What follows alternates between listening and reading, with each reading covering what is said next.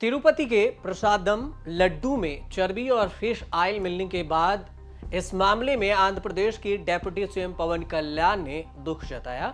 साथ ही 21 सितंबर को ऐलान किया कि वे प्रायश्चित के लिए 11 दिन का उपवास रखेंगे। ये उपवास 22 सितंबर से शुरू भी है।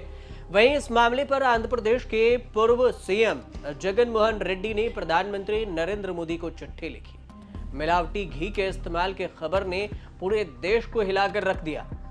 इस खबर के बाद ही बड़ा विवाद भी खड़ा हो गया। सियासी गलियारों से लेकर फिल्मी जगत के सितारे तक इसका विरोध कर रहे हैं और जांच की मांग कर रहे हैं। पवन कल्याण जिस तरह से तिरुपति मंदिर को लेकर राजनीति कर रहे हैं, उसे लेकर अब प्रकाश राज ने भी रिएक्ट किया है और पवन कल्याण ने जहां सोशल मीडिया प्लेटफॉर्म एक्स पर लिखा कि लोग तिरुपति प्रसादम में जानवरों की चर्बी, मछली के तेल, सुअर की चर्बी और बीफ की चर्बी मिलाए जाने से काफी परेशान हैं। आंध्र प्रदेश के पूर्व वाईएसआर कांग्रेस सरकार द्वारा गठित टीटीडी बोर्ड को जवाब देने के लिए कई सवाल हैं, जबकि वर्तमान सरकार यथासंभव सख्त कार्रवाई करने के लिए प्रतिबद्ध है। पवन कल्याण के ट्वीट पर प्रकाश राज ने प्रतिक्रिया दी और साथ में लिखा कि प्रिय पवन कल्याण, यह उस राज्य में हुआ है जहां आप उप मुख्यमंत्री हैं। कृपया जांच करें, दोषियों का पता लगाएं और सख्त कार्रवाई करें। आप क्यों आशंकाएं पैदा कर रहे हैं और इस मुद्दे को राष्ट्रीय स्तर पर उठा रहे हैं? हमारे देश में पहले से ही काफी सांप्रदायिक तनाव है, इसे राष्ट्रीय मुद्दा न बनाएं और पहले दोषियों का पता लगाएं और उन्हें सजा दें। इसके बाद तेलुगु के स्टार विष्णु मांचू ने प्रकाश राज के ट्वीट पर प्रतिक्रिया देते हुए उन्हें शांत रहने की सलाह दी और तिरुमाला लड्डू प्रसाद को करोड़ों हिंदुओं की आस्था का प्रतीक बताया। पवन कल्याण ने एक और बयान दिया। उन्होंने कहा कि यदि इस तरह की घटना किसी चर्च या फिर मस्जिद के साथ हुई होती तो देश में अव्यवस्था फैल जाती, यह दुनिया भर में चर्चा का विषय बन जाता। तिरुपति देवस्थानम के प्रसाद वाले लड्डू पर चल रहे विवाद एक तरफ, वहीं दूसरी तरफ है इस पर राजनीति। जो पवन कल्याण आज मंदिरों को लेकर एक मंदिर संगठन बनाने की बात कर रहे हैं, जो मंदिर में चर्बी मिलने पर बिना जांच हुए सवाल उठा रहे हैं, ये वही पवन कल्याण है जो आज से 6 साल पहले बीफ के समर्थन में बयान दिया था। पवन कल्याण ने 6 साल पहले बीफ पर बोला था कि गौ मांस को लेकर इतना हंगामा हो रहा है, इससे मुझे विवेकानंद के शब्द याद आ गए। उन्होंने कहा था कि अगर मैं सच में भूखा हूं और कोई रास्ता नहीं है तो अगर मुझे बीफ खाना पड़ा तो मैं बीफ खाऊंगा और आगे बढ़ूंगा। यह बात नहीं है कि हम क्या खाते हैं। अगर शाकाहारी लोग ही अच्छे हैं तो फिर गुजरात में गोधरा हिंसा क्यों हुई? ये पवन कल्याण का बयान था जो अब सोशल मीडिया पर ट्रेंड करने लगा है और लोग सवाल उठा रहे हैं कि कभी पवन कल्याण ऐसा बयान दिया करते। वाईएसआरसीपी के प्रमुख हैं वाईएस जगन मोहन रेड्डी ने इस मामले को लेकर प्रधानमंत्री नरेंद्र मोदी को पत्र लिखकर आरोप लगाया कि मुख्यमंत्री नायडू तिरुमाला तिरुपति देवस्थानम की पवित्रता, अखंडता और प्रतिष्ठा को अपूर्वनीय क्षति बताने का प्रयास कर रहे हैं। इस दौरान रेड्डी ने यह भी कहा कि टीडीपी प्रमुख नायडू को पता था कि संदिग्ध क्वालिटी वाले घी का इस्तेमाल नहीं किया गया था। उन्होंने उन पर झूठे आरोप लगाने का ये षड्यंत्र रच रहे हैं। तिरुपति मंदिर मामले को लेकर चंद्रबाबू नायडू ने एसआईटी जांच का आदेश दिया है। साथ में यह भी कहा है कि राज्य के सभी मंदिरों में सफाई अभियान चलाया जाए, पूजा हवन हो ताकि इसके शुद्धिकरण किया जा सके। मुझे लगता है कि भगवान खुद चाहते थे कि मैं उनके लड्डू प्रसाद के बारे में सच बोलूं। हम तो बस जड़ियां हैं, बाकी सब कुछ भगवान करते हैं। बात अगर लड्डू में मिले चर्बी और फिश ऑयल की करें तो आंध्र प्रदेश में सरकार किसकी? एनडीए, टीडीपी, पवन कल्याण समर्थन की।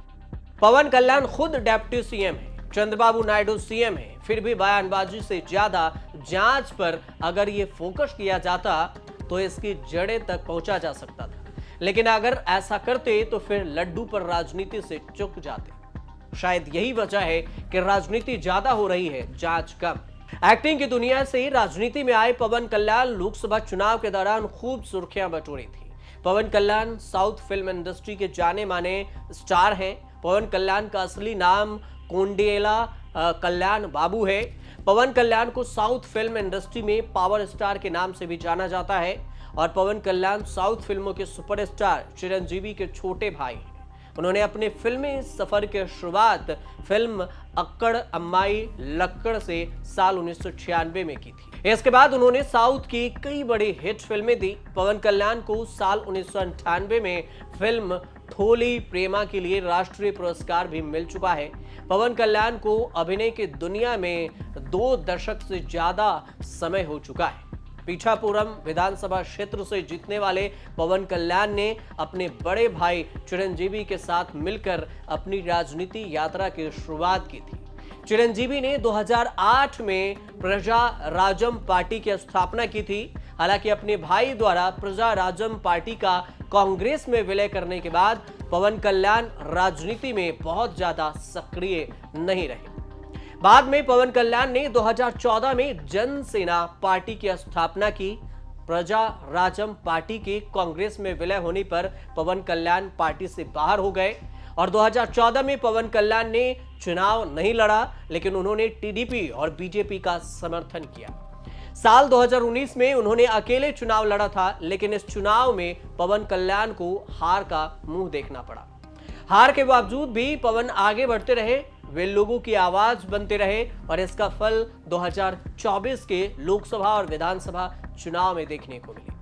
बारी आई 2024 के आंध्र प्रदेश में लोकसभा और विधानसभा चुनाव की, तो लोकसभा की 25 सीटें हैं आंध्र प्रदेश में, जिसमें से एनडीए गठबंधन 21 सीटों पर जीत दर्ज करने में कामयाब रहा। एनडीए गठबंधन में शामिल टीडीपी को 16, बीजेपी को 3, जनसेना पार्टी को 2 सीटों पर जीत मिली। विधानसभा चुनाव के नतीजों की अगर बात करें तो 175 सीटों में से टीडीपी ने 135, जनसेना ने 21, बीजेपी ने 8 सीटें जीती। पिछले विधानसभा चुनाव में टीडीपी को 23 सीटें, जनसेना पार्टी को 1 सीटें मिली थी और बीजेपी का खाता भी नहीं खुला था। एनडीए गठबंधन में सीट बंटवारे के तहत जनसेना पार्टी को लोकसभा की 2 और विधानसभा की 21 सीटें दी गई थी और पार्टी का स्ट्राइक रेट 100% रहा। इसका मतलब हुआ कि पार्टी ने उसे मिले लोकसभा और विधानसभा की सभी सीटों पर जीत दर्ज कर ली। पवन कल्याण के पर्सनल लाइफ की अगर बात करें तो पवन कल्याण 3 शादी कर चुके हैं और उनकी पहली पत्नी का नाम नंदिनी है, जिन्होंने साल 1997 में उनसे शादी की थी। लेकिन यह शादी ज्यादा लंबे वक्त तक नहीं चली। नतीजा यह हुआ कि साल 2008 में दोनों अलग हो गए। यह शादी टूटने के बाद पवन कल्याण ने साल 2009 में रेणु देसाई से दूसरी शादी की, लेकिन उनकी यह शादी भी 3 साल तक चली और 2012 में तलाक हो गया। 1 साल बाद ही पवन कल्याण ने तीसरी शादी की 2013 में अन्ना लेजनेवा से। और इस तरह से 3 शादियों की चर्चा पवन कल्याण की भी होती रही और अब तिरुपति में लड्डू में मिलावट को लेकर बयान दे रहे हैं, जिसकी वजह से सोशल मीडिया पर बीफ वाला बयान भी पवन कल्याण का वायरल हो रहा है। आप देखते रहिए न्यूज़ तक।